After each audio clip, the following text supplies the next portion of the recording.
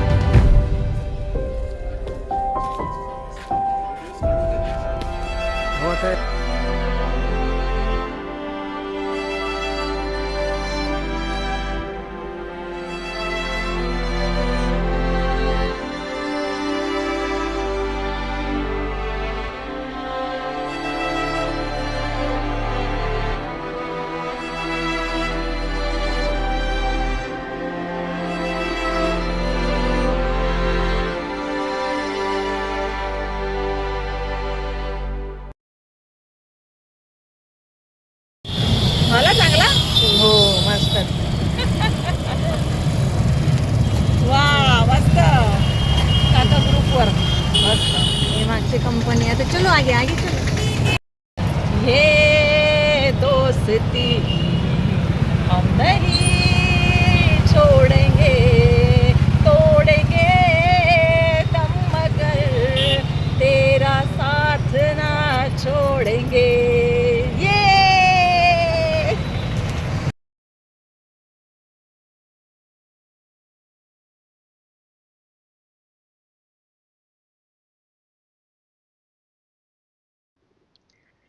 Museum बघून आम्ही निघालो कोणार्क सूर्यमंदिराकडे. कोणार्कचे सूर्यमंदिर प्रत्यक्ष बघायच्या आधी बाहेर मंदिराविषयी माहिती असलेलं एक म्युझियम आहे. म्युझियम अतिशय सुंदर, आधुनिक व ऐतिहासिक माहितीने सज्ज आहे. मंदिराविषयी अनेक वेगवेगळ्या आख्यायिका प्रचलित आहेतच. त्यातील सर्वात मार्मिक आख्यायिका अशी आहे की भगवान श्रीकृष्ण यांचा मुलगा सांबला त्याचे सुंदर रूपाचे गर्व झालेला असताना त्याच्याकडून देवर्षी नारद यांचा अपमान केला जातो व देवर्षी नारद त्याला कुष्ठरोगाचा श्राप देतात. सांबला आपली चूक कळल्यावर तो प्रायश्चितसाठी याचना करतो. तेव्हा नारद मुनी त्याला सूर्यदेवाची उपासना करायला सांगतात. 12 वर्षे कठोर तपश्चर्या केल्यानंतर सूर्यदेव प्रसन्न होऊन त्याचे रोगाचे शमन करतात. सांब तिथेच सूर्यदेवाचे भव्य मंदिर बनवतो. याच ठिकाणी कालांतराने म्हणण्यापेक्षा युगांतराने राजा नरसिंहदेव त्यांच्या आईच्या आज्ञेने सूर्यमंदिर बनवतात आणि तेच सूर्यमंदिर आज आपण बघत असतो. मंदिराचे मुख्य गर्भगृह आता बंद असल्यामुळे बाहेरूनच वैभव निहाळता येतो. गाईडने आम्हाला भरपूर माहिती सांगितली. त्यात मंदिराचे रथाचे चाक कसे अचूक समय दाखवतात हे प्रत्यक्ष बघून आश्चर्य पण वाटले, तसेच आपल्या प्राचीन व समृद्ध इतिहासाचा अभिमान पण वाटला.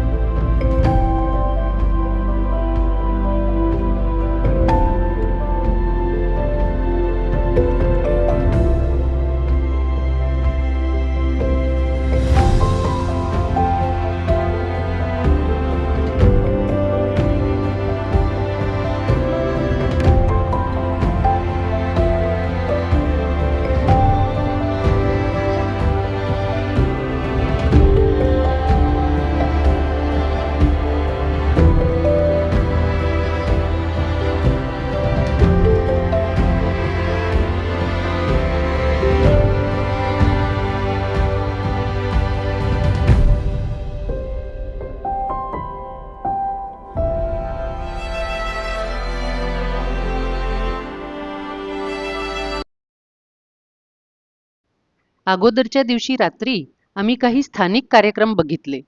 श्रीराधांक तनु श्रीहरी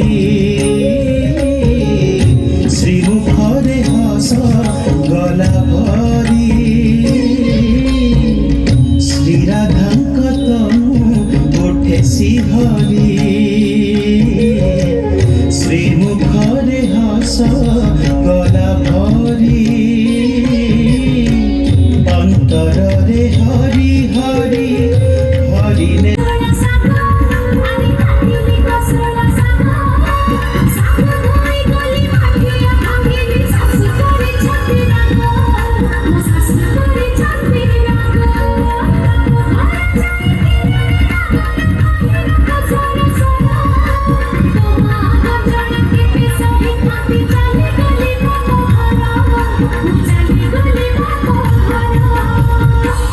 कौन है ये मत न कही तू बाप घर चली हईलो तू परा कही सरगुरु चांद आनी मुझे जाती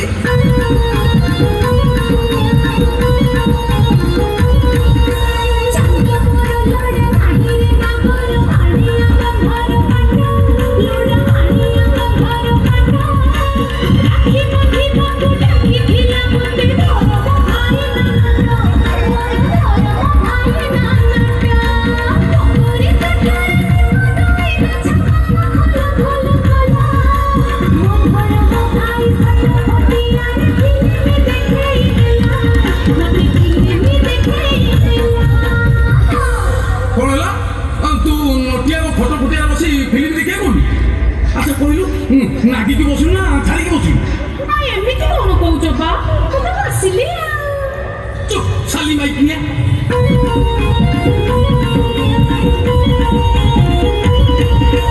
धर्म भांगीर डाकरारे तू ही चाली गलु बाप घर तू ही चाली गलु बाप घर बापर संपर्क अच्छी कि कथारे धर्म को आखि धार मिछे धर्म को आखि धार आलो पाखरे बसे लुकेते गेल हेलु लाग नाही तो मुहरे नट भाईटा तो एरे निजर चाली गलु ता साथी रे छी छी चाली गलु ता साथी रे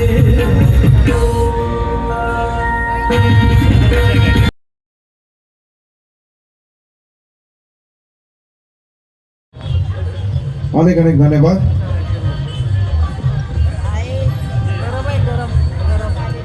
वर्तमान मंच पर सम्मानित होती संस्कृति भारत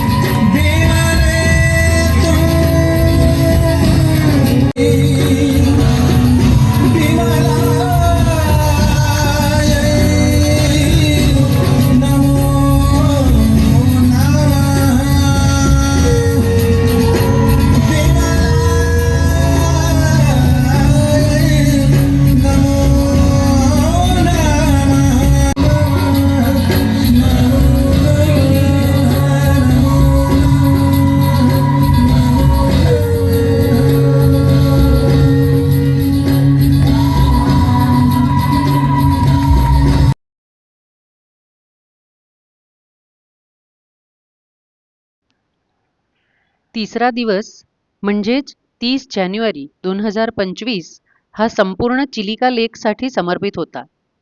चिलिका सरोवर हे भारतातील सर्वात मोठे तर जगातील दुसरे मोठे खाऱ्या पाण्याचे सरोवर आहे. सकाळी लवकरच नाश्ता करून व दुपारचे जेवण घेऊन निघालो. पोहोचेपर्यंत 12 वाजलेच. 12:30ला आमची बोट राईड सुरू झाली. सरोवरमध्ये असणारे स्थलांतरित पक्ष्यांकरिता भरपूर खाऊ नेला होता. खाऊ टाकला की ते बोटच्या अवतीभवती उडत राहतात. चिलिकाचे सर्वात मोठे आकर्षण म्हणजेच त्यातील डॉल्फिन. सरोवरात जरी 130 पेक्षा जास्त डॉल्फिन असण्याचा अंदाज असला तरी ते दिसतीलच याची खात्री नसते. आमच्या ग्रुपच्या 3 बोटींपैकी एकाच ग्रुपला ती दिसली. बोट राईड आणि सोबत उडणाऱ्या पक्ष्यांचा आनंद घेत आम्ही चिलिका लेकमधील नलबाना बेटवर पोहोचलो. तिथे सोबत नेलेलं जेवण करून बेटवर उतरून पुन्हा समुद्रकिनारा एन्जॉय करायला निघालो. भरपूर फोटो व्हिडिओचा आनंद घेऊन परतीसाठी बोटीत बसलो. चिलिका लेकचे आणखी आकर्षण म्हणजे लाल खेकडे आणि शिंपल्यांमधून मिळणारे मोती व रत्ने. आम्हाला पण बोटवाल्याने मोती, पाचू, मुंगा, नीलम वगैरे रत्न शिंपल्यातून काढून दाखवले. त्याची विश्वासार्हता नसली तरी बऱ्याच लोकांनी ते घेतले. साधारण संध्याकाळी 5 वाजता चिलिका लेकला बाय बाय करून बसने परत मुक्कामाकडे निघालो. रूमवर पोचायला रात्र झाली. जेवण करून झोपून गेलो. आज तसे पण स्थानिक कार्यक्रम नव्हतेच.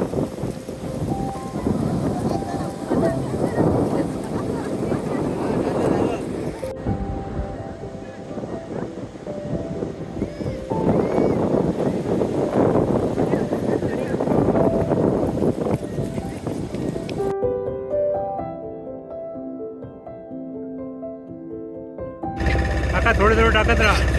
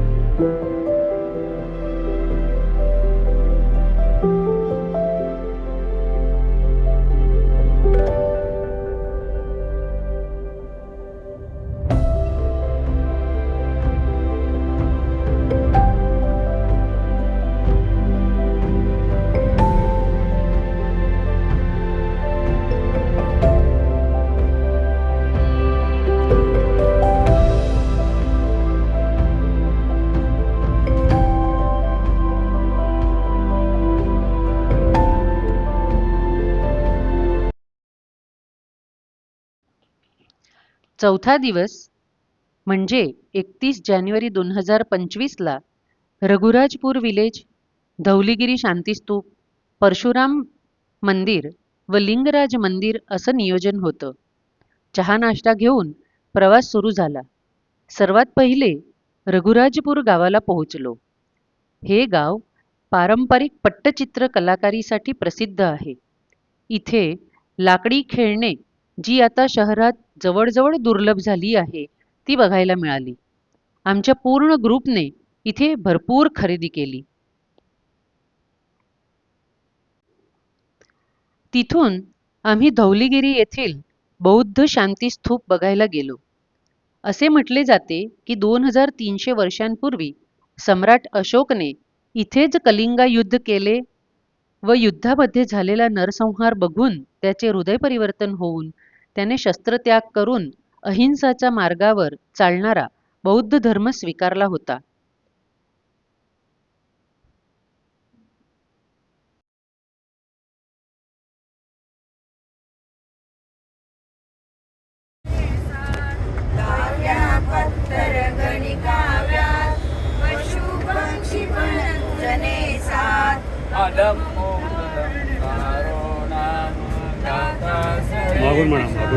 मागून म्हणा त्यांच्या.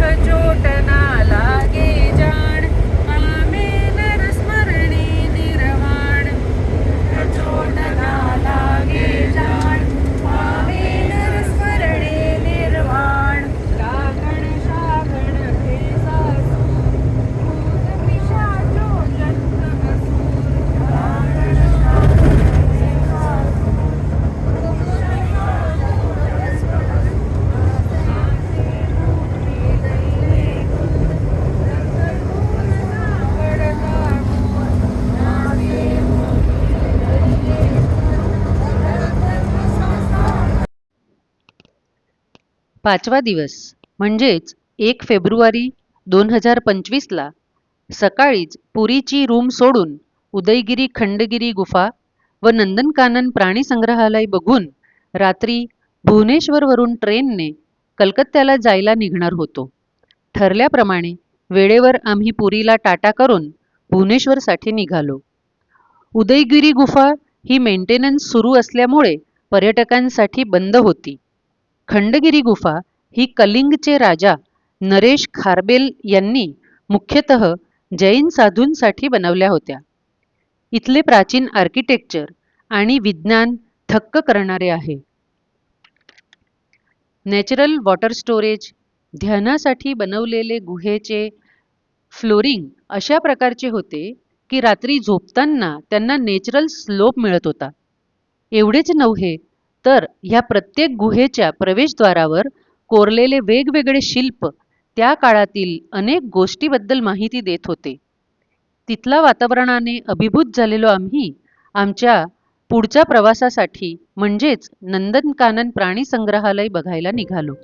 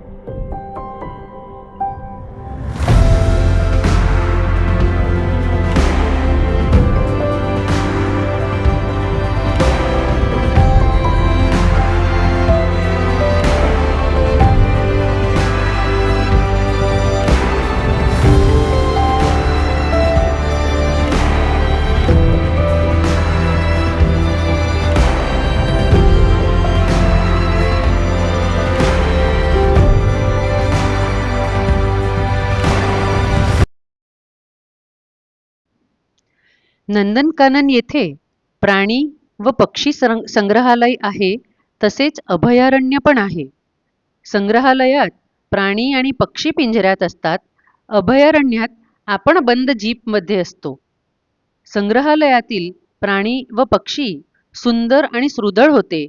त्या उलट अभयारण्यातील सिंह, भालू कमजोर दिसले. व्हाईट टायगर्स आणि निरनिराळे माकडं प्रमुख आकर्षणं वाटले.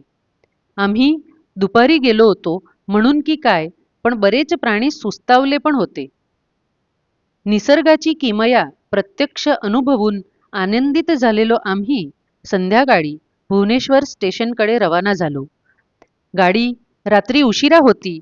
मग काय करायचं हा प्रश्न पडल्यावर आम्ही पत्ते आणले आणि बदामसात खेळत बसलो. वेळ कसा गेला कळलंच नाही. ट्रेन भुवनेश्वरवरूनच निघणार होती म्हणून वेळेवर होती. आपापल्या जागा पकडून झोपून घेतलं. आमचं रिझर्वेशन शालिमारपर्यंत होतं.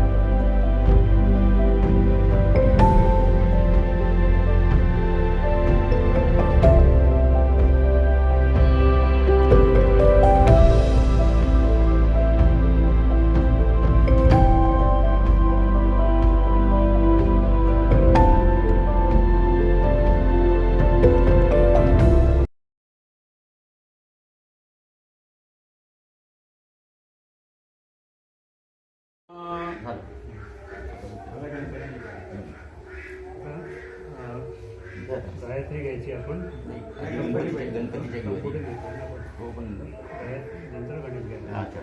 गायत्री संपूर्ण 24 गायत्री घेऊया.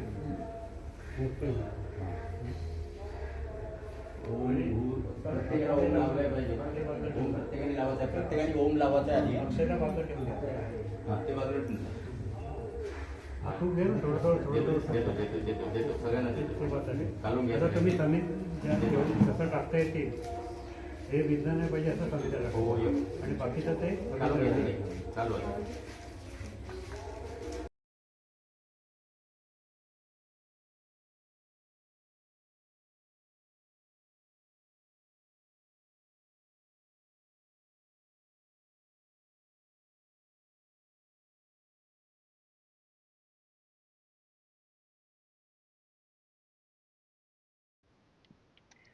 निमित्ताने 3 फेब्रुवारी हा आमचा लग्नाचा वाढदिवस असतो आणि गिरनार यात्रा परिवाराने सर्व सदस्यांनी मिळून आम्हाला सरप्राईज दिलं.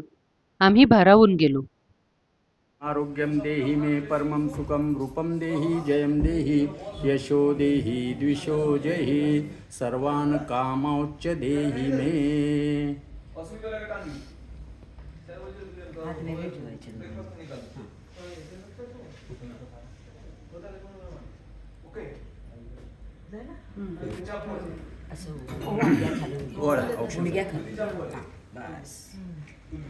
हळूहळू.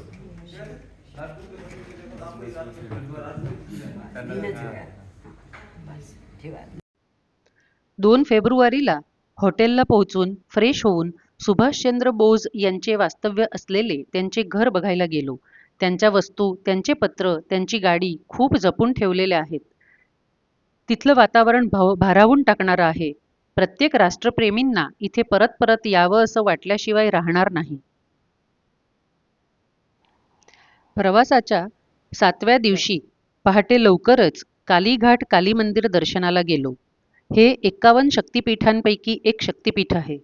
तिथून आम्ही बेलूर मठसाठी निघालो. अत्यंत भव्य इमारत व शुद्ध आणि शांत परिसराने मन प्रसन्न होऊन गेलं. तिथून आम्ही कालीमाता मंदिरला गेलो, जिथे रामकृष्ण परमहंस पूजा करायचे व कालीमाताशी त्यांचा संवाद पण व्हायचा. कालीमातेची इतकी सुंदर मूर्ती कुठेच बघितली नाही. त्यांचं रूप बघतच राहावं असं वाटत होतं. गर्दी खूप होती, त्यामुळे खूप वेळ गेला, पण कालीमातेच्या दर्शनाने सगळा थकवा निघून गेला.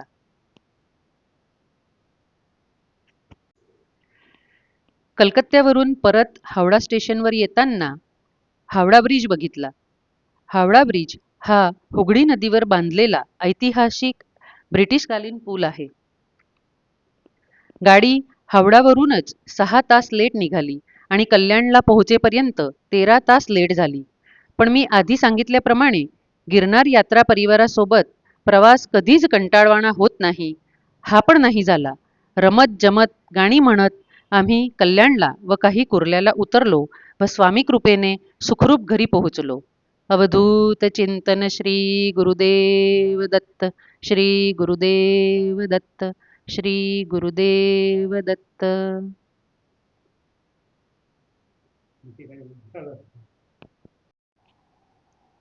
आमचा हा व्हिडिओ आवडल्यास लाईक व शेअर अवश्य करा.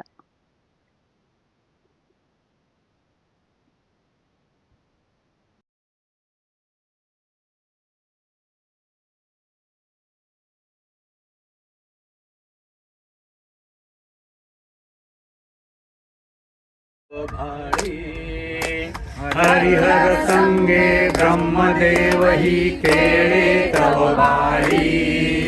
पुनः हासते प्रसन्नतेने मुखचंद्राच्या वरी. पुनः हासते प्रसन्नतेने मुखचंद्राच्या वरी. लाजविती रविचंद्रालाही नयनांच्या ज्योती. लाजविती रविचंद्राला तव नयनांच्या ज्योती. किती सांगू मी कुणाला, आज आनंदी आनंद झाला. आज आनंदी आनंद झाला. अष्टमीच्या रात्री ग यमुनेच्या काठी गोकुळ अवतरले. गोड हसू गालात नाच गाऊ तालात पैंजण थरथरले. अष्टमीच्या रात्री ग यमुनेच्या काठी गोकुळ अवतरले. गोड हसू गालात नाच गाऊ तालात पैंजण थरथरले. कान्हा दिसतो उठून गोपी आल्या नटून. कान्हा दिसतो उठून गोपी आल्या नटून. नव्या नवतीचा शृंगार केला. आज आनंदी आनंद झाला. आज आनंदी आनंद झाला. किती सांगू मी सांगू कुणाला. किती सांगू मी सांगू कुणाला. आज आनंदी आनंद झाला. आज आनंदी आनंद झाला. मूर्ती अशी साजरी ग ओठावरी बासरी मुलले सुरा संगती. कोणी म्हणा गोविंद कोणी म्हणा गोपाळ कानाला नावे किती. मूर्ती अशी साजरी ग ओठावरी बासरी मुलले सुरा संगती. कुणी म्हणा गोविंद कुणी म्हणा गोपाळ कानाला नावे किती. रोज खोड्या करून गोप बाळे जमून. रोज खोड्या करून गोप बाळे जमून. सांज सकाळी गोपाळ काला. आज आनंदी आनंद झाला. आज आनंदी आनंद झाला. किती सांगू मी सांगू कुणाला. किती सांगू मी सांगू कुणाला. आज आनंदी आनंद झाला. आज आनंदी आनंद झाला. आज आनंदी आनंद झाला. आज आनंदी आनंद झाला. तू अनाधी देवतांची थोरवी गायली. आज आम्हा हिंदू मे सांगण्या अभिमान दे. संभ्रमी पार्थास या गीते परी तू ज्ञान दे. एक दे वरदान आई. दाटता नैराश्य तम तू स्फूर्तीचा आलोप दे. विसरथा पथ साधनेची जागृतीची हाक दे. संकटाचा मार्ग दे पण पार करण्यात त्राण दे. संभ्रमी पार्थास या गीते परी तू ज्ञान दे. एक दे वरदान आई. विस्मृतीने लोपलेल्या अस्मितेला जाग दे. प्रलयकारी वैभवाचा क्रोध दे रणराग दे. अंतरी वेदांतले जे पुण्य पावन ज्ञान दे. संभ्रमी पार्थास या गीते परी तू ज्ञान दे. एक दे वरदान आई. तव पुरातन वैभवाचे स्वप्न आमुच्या लोचनी. ऋषी मुनींनी दाविलेले ध्येय आमुच्या जीवनी. पूर्ण भाया ते करिया राघवाचा बाण दे. संभ्रमी पार्थास या गीते परी तू ज्ञान दे. एक दे वरदान आई, एक हे वरदान दे. संभ्रमी पार्थास या गीते परी तू ज्ञान दे. एक दे वरदान आई.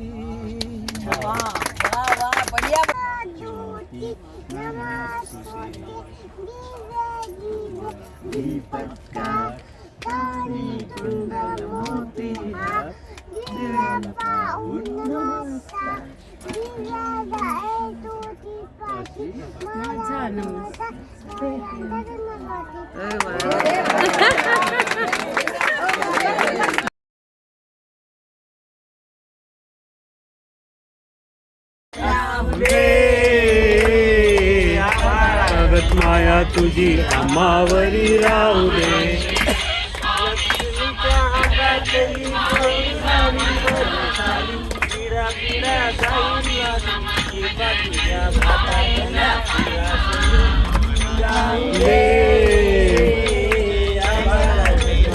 तुझी आम्हावरी राहू दे. थोडं दुःख भारी